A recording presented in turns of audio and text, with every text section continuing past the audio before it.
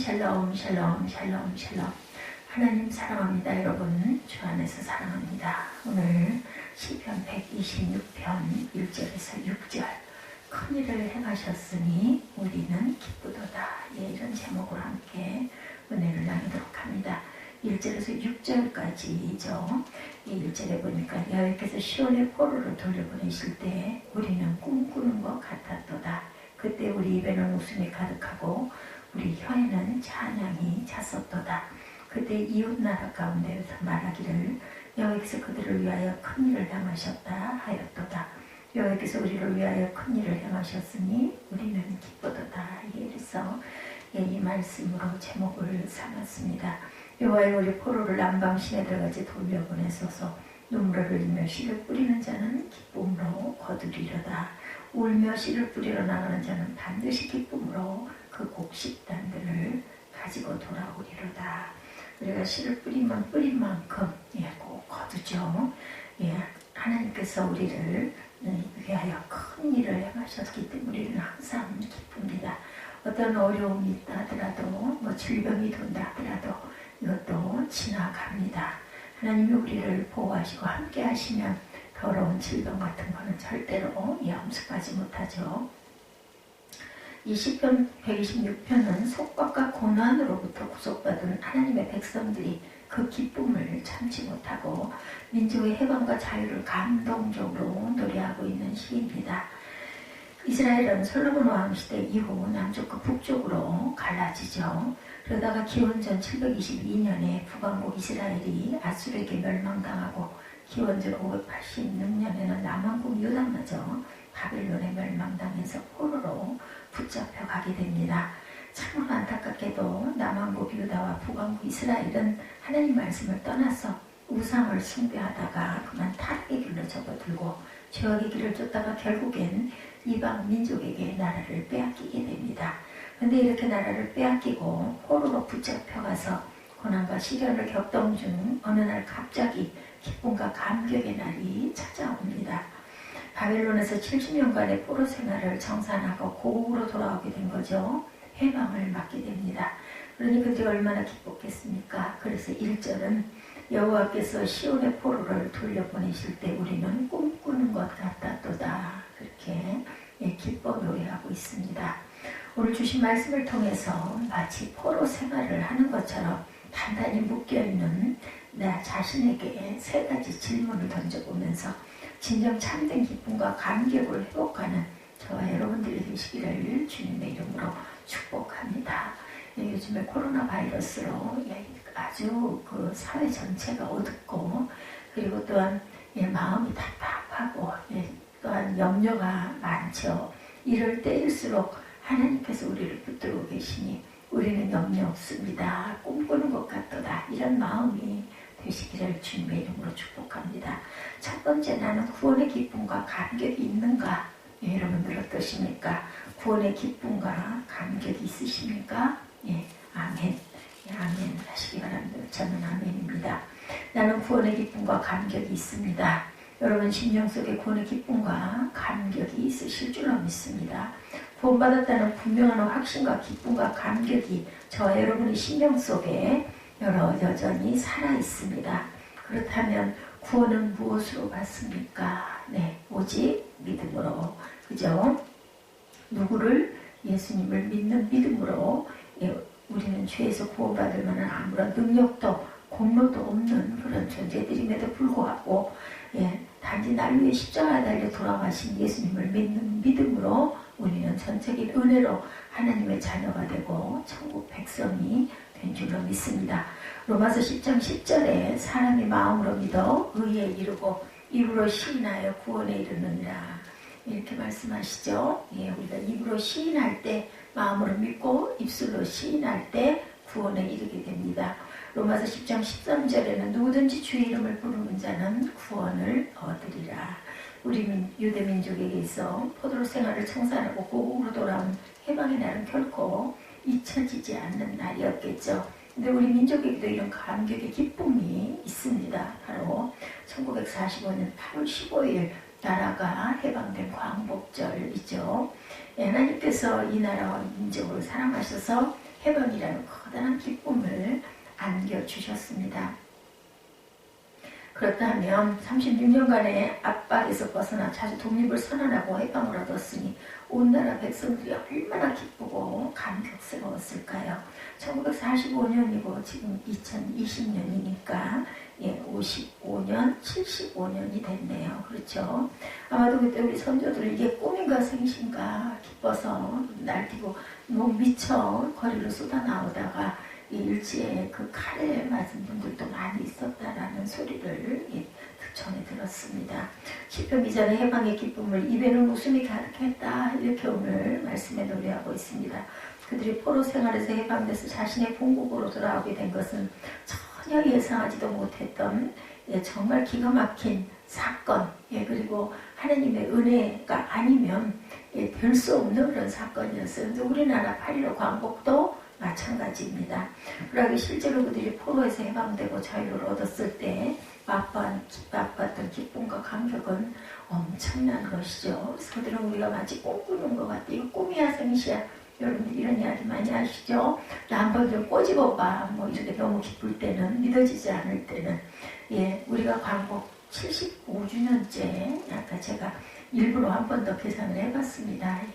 알면서도 이제 70년이야, 71년이야, 2년이야 이런 부분 제가 좀 약해서 그날의 기쁨과 감격을 우리가 다시 한번 되새겨보는 이 시간이 되시기를 소망합니다.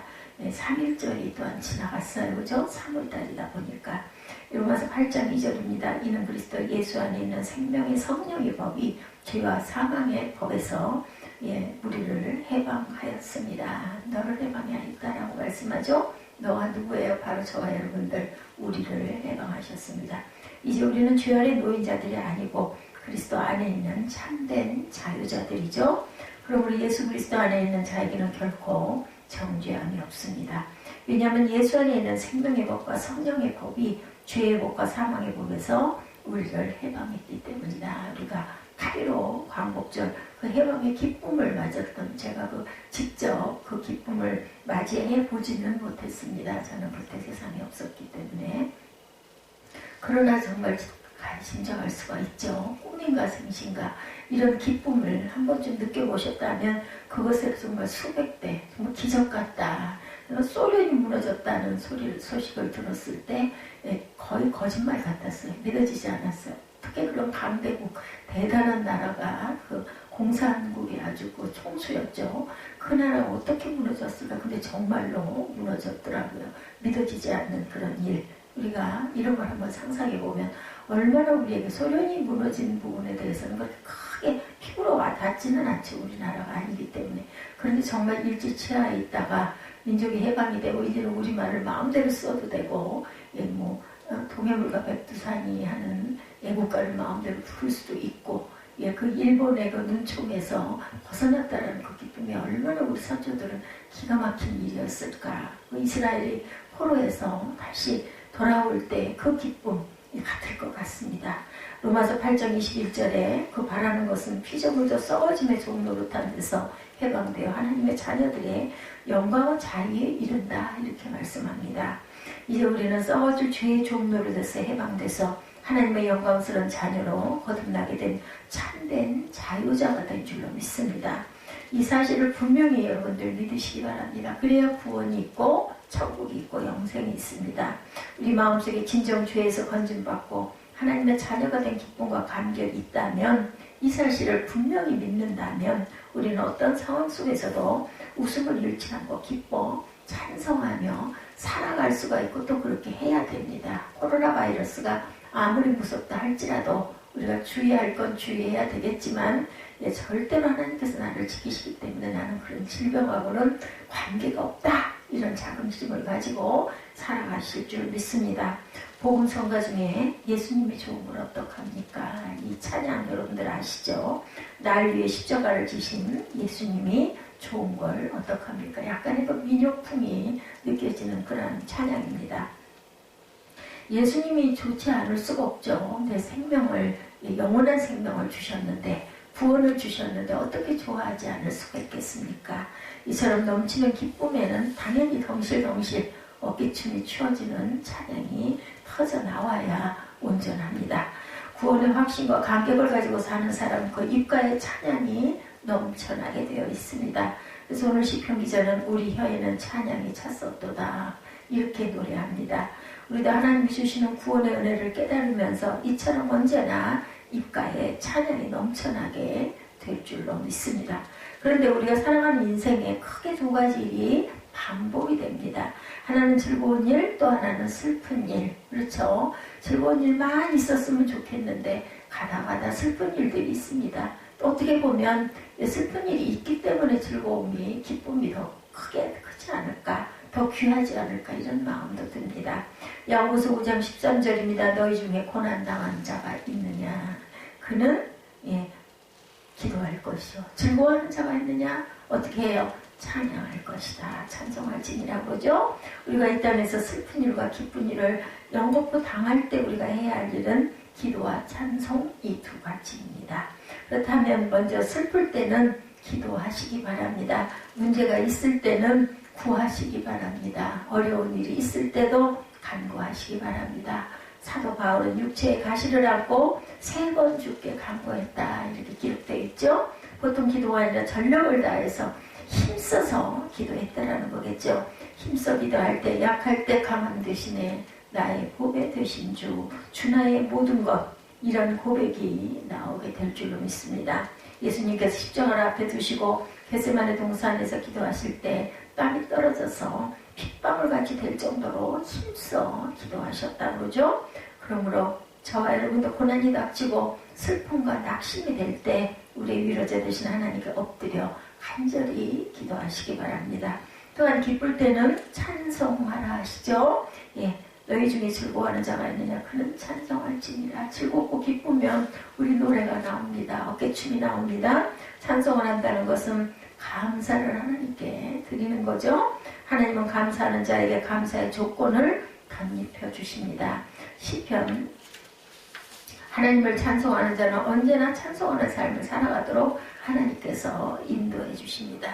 날마다 우리에게 일용할 양식을 주시고 삶의 환경과 터전을 열어주시고 나 같은 죄인을 구원하신 바라고 하나님을 영원토록 찬송하는 저와 여러분들이 되시기 바랍니다. 두 번째 질문은 나는 하나님께서 개입하고 계심을 믿는가? 하나님께서 내 삶 속에 개입해 계시는 것을 믿는가?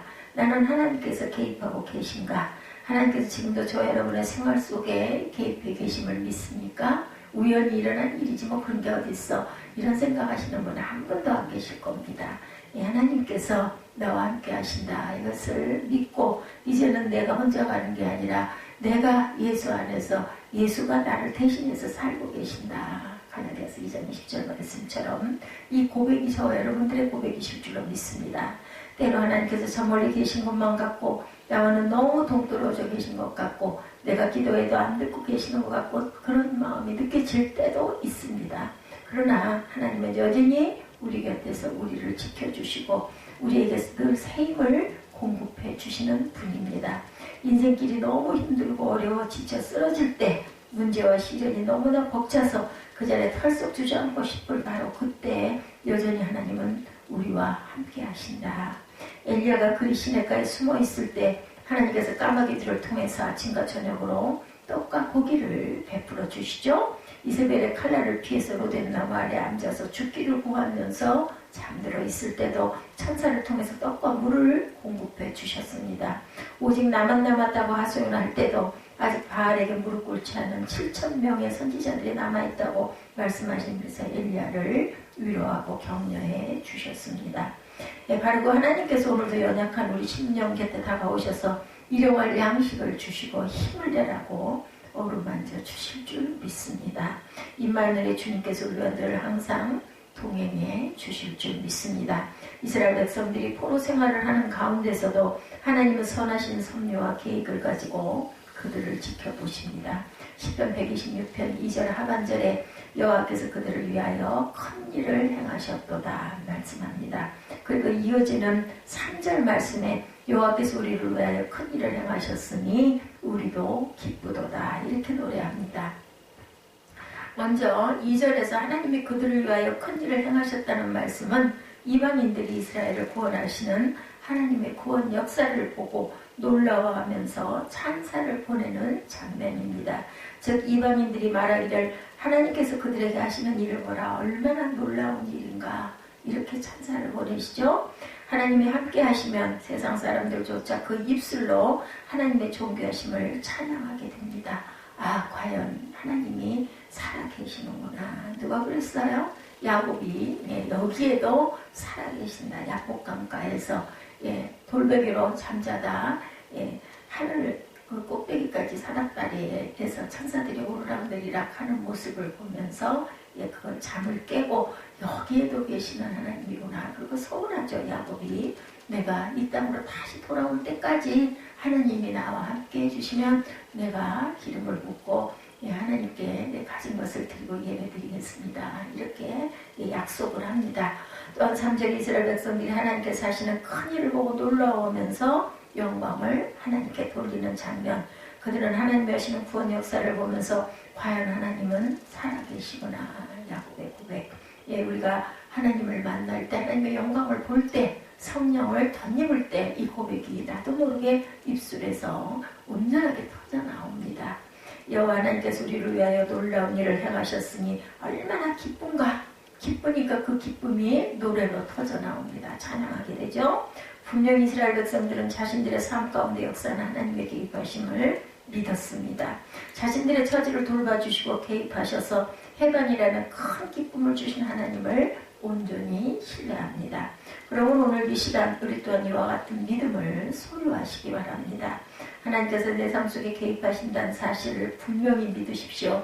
4절에 여호와 우리의 포로로 남방 시내같이 여호와여 우리를 포로로 남방 시내같이 돌려보내소서 이렇게 말하죠. 이것은 포로 상태에서 회복시켜 달라는 기도입니다. 남방은 유대 땅에서 유명한 네게브 사막지대를 가리키죠. 이것은 풀악폭이 없는 불모지 사막입니다. 근데 이 사막은 평소에는 바짝 마른 상태로 있다가도 가을이나 겨울철이 되면 많은 양의 비가 한꺼번에 쏟아져서 순식간에 흙탕물이 범람해서 큰 강을 이루게 된다고 합니다. 이런 특징을 염두에 두고 다시 한번 4절 말씀을 봅니다. 여호와여 우리의 포로를 남방 시내들같이 돌려보내소서. 이렇게 도랑물처럼 흘려서 보내달라는 뜻이죠. 사막지대와 같은 불모지에서 물이 순식간에 범람하듯이 갑작스럽게 완벽한 변화를 기도하면서 하나님께서 포로된 백성을 일순간에 해방시켜 주실 것을 고대하는 바라보는 기도입니다. 하나님께서 출애굽시킬 때도 기적의 사건들을 통해서 남녀노소 좋기 200만 명이나 되는 엄청난 이스라엘 백성들을 순식간에 이끌어내셨죠. 십자가를 통해서 완성하신 부활 사건도 순식간에 이루어진 놀라운 기적의 사건입니다. 우리가 믿는 기독교는 한마디로 기적의 종교입니다. 우리가 기적을 추구한다면 어떤 신실한 그리스도인조차도 혹시 사이비가 아니냐 하고 의심할지도 모릅니다. 그러나 엄연히 기독교는 기적의 종교입니다. 우리에게 영원한 생명이 주어지는 것, 우리에게 영원한 천국이 주어지는 것, 우리의 육신은 죽어도 영혼은 영원히 살 수 있는 것, 이것이 기적이죠. 이것은 믿기 어려운 일입니다. 그렇지만 사실인 거죠. 하나님의 역사하시는 참된 신앙 공동체, 이것은 위기가 변하여 기적을 만드는 곳이 바로 참된 신앙의 공동체, 교회 공동체입니다. 나 같은 죄인이 죄악에서 건진받고 순식간에 새 사람이 되었다는 것 자체가 기적입니다. 예수께서 이 땅에 오셔서 하신 사역은 하늘나라 복음을 전파하는 일이었고 제자들을 양육하는 일이었고 병든 자를 치료하는 일이었습니다. 안진뱅이를 일으켜 세우셨고 중풍병자를 고치셨고 죽은 자를 살리셨습니다. 사랑의 힘으로 도저히 할 수 없는 일을 하나님의 능력으로 말씀 한마디로 능히 하십니다. 이것이 바로 기적이죠. 이 같은 기적의 역사는 그를 따르던 제자들도 같이 행합니다. 베드로가 요한과 함께 성전에 올라가고 있었는데 나면서부터 안진뱅이 된 자가 무엇을 얻을까 바라보고 있을 때 그에게 이렇게 선포합니다. 은과 금은 내게 없거니와 내게 있는 것을 내게 주노니 나사렛 예수 그리스도의 이름으로 일어나 걸어라. 이랬을 때 안진뱅이가 일어나 걷는 기적이 일어납니다. 사도 바울은 무스드라에서 나면서 안진뱅이가 된 걸 되어 걸어본 적이 없는 자를 주목하여 본 순간 그에게 구원받을 만한 믿음이 있는 것을 보고 큰 소리로 외치기를 네 발로 일어서라 하고 명령합니다. 바로 그 순간 기적이 일어나죠. 굳게 잠겼던 옥문이 활짝 열리는가 하면 독사에게 물려도 해를 받지 않는 기적이 일어납니다. 그렇다면 여러분들 오늘날 이 같은 기적이 이 땅에 다시 일어날 수 없는 기적일까? 아니죠. 일어날 수 있습니다. 코로나 바이러스까지 것 아무것도 아닙니다. 물러갑니다. 단지 우리의 믿음이 연약해서 하나님의 기적을 보지 못할 뿐입니다. 결국 하나님의 기적적인 역사는 인류 역사가 시작된 이래 중단된 적이 없습니다. 앞으로도 또한 중단되지 않을 것입니다. 믿는 자에게 기적은 죽는 그 짧은 순간에도 일어나게 될 줄로 믿습니다. 그러므로 오늘도 살아 역사하신 하나님의 기적을 여러분들 믿고 가시기 바랍니다. 믿는 자에게 이런 유가 따르리니 했어요. 꼭 조건이 있습니다. 믿는 자입니다. 그렇죠? 그리하여 얽히고 설킨 문제들이 기적적으로 주 안에서 해결되는 놀라운 은혜를 맛보는 저와 여러분들이 되시기를 간절히 소망합니다. 믿음은 바라는 것들이 실상이에요. 보지 못하는 것의 증거라고 했어요. 바라는 것들이 실상이에요. 우리가 바라기만 하면 일어나는 허상이 아닌 실상이다. 그리고 보지 못하지만 증거가 됩니다. 그러므로 우리는 믿음을 가지고 하나님께 기도해야 합니다. 그러면 아직 나타나지 않은 것들이 실제 우리 앞에 나타나게 될 줄로 믿습니다. 믿고 기도할 때 하나님은 반드시 크고 놀라운 역사를 나타내 주실 줄 믿습니다. 믿으십니까? 아멘. 그런데 하나님의 뜻이 서서히 진행되고 있는 것도 있지만 순식간에 변화되는 것도 많이 있습니다. 그 중에 하나가 믿음으로 거듭나는 구원의 역사입니다. 바람이 어느 순간에 어디서 와서 어디로 가는지 알지 못합니다. 보이지 않습니다. 그렇지만 하나님의 구원 역사 또한 이와 같다. 그래서 이미 죽었던 영혼이 믿음을 통해서 순식간에 하나님의 자녀가 되는 것입니다. 눈을 뜨고 보니 억만장자가 되었다는 이런 말이 있습니다. 눈을 뜨고 보니 우리는 천하보다도 귀한 생명이 죽음에서 건짐을 받고 하나님의 자녀가 된 겁니다. 얼마나 놀라운 기적 중의 기적입니까? 이것을 믿지도 않고 느끼지도 못하는 것이 바로 우리 부족한 인간들의 모습이죠. 지금은 이것이 희미하게 그런가 이럴지 모르겠어요. 그러나 마지막 주님 앞에 가서 서는 그날이 되면 베일에 감춰진 하나님의 기적적인 구원 역사를 분명히 깨닫게 될 줄로 믿습니다.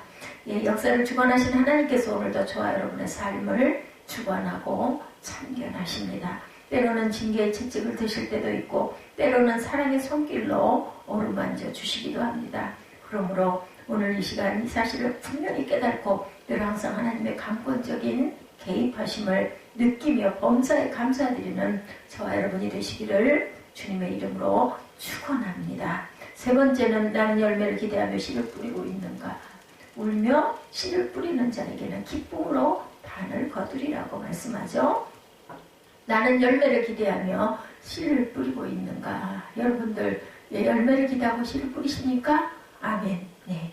5절과 6절이죠. 눈물을 흘리며 씨를 뿌리는 자는 기쁨으로 거두리로다. 울며 씨를 뿌리러 나가는 자는 반드시 기쁨으로 그 곡식단을 가지고 돌아오리로다.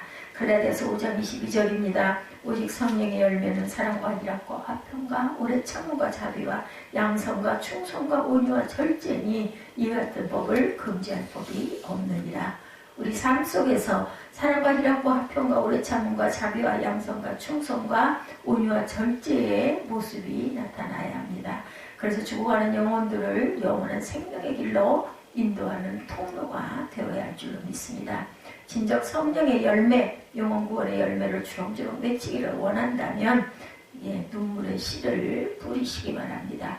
인내의 씨를 뿌리시기 바랍니다. 씨를 뿌리다 보면 태풍이 몰려올 수도 있고 비바람이 몰아닥칠 수도 있습니다. 또 어떤 때는 갑자기 우박이 쏟아질 수도 있습니다. 그러나 그 어떤 난관이 부딪힌다 할지라도 나의 주 나의 하나님을 굳게 믿고 씨를 뿌리시기 바랍니다. 결코 낙심하거나 좌절하지 마시고 때가 되면 하나님 당신께서 예비하신 환상적인 방법을 통해서 반드시 열매 맺는 역사가 나타나게 될 줄로 믿습니다. 내 삶 속에 하나님의 전적인 개입함을 믿으십니까? 믿으시기 바랍니다. 그렇다면 풍부에 처하든 비천에 처하든 그 어떤 경우에도 하나님께서 생각하신 놀라운 일들을 추워도 의심하지 마시기 바랍니다.